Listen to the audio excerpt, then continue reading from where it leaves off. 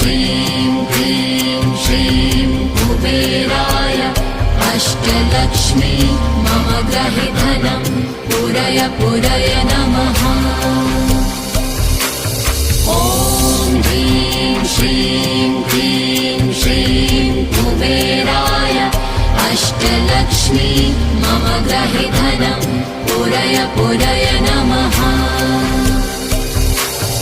ॐ ह्रीं श्रीं क्लीं श्रीं कुबेराय अष्टलक्ष्मी मम गृहे धनं पूरय पूरय नमः। ॐ ह्रीं श्रीं क्लीं श्रीं कुबेराय अष्टलक्ष्मी मम गृहे धनं पूरय पूरय नमः।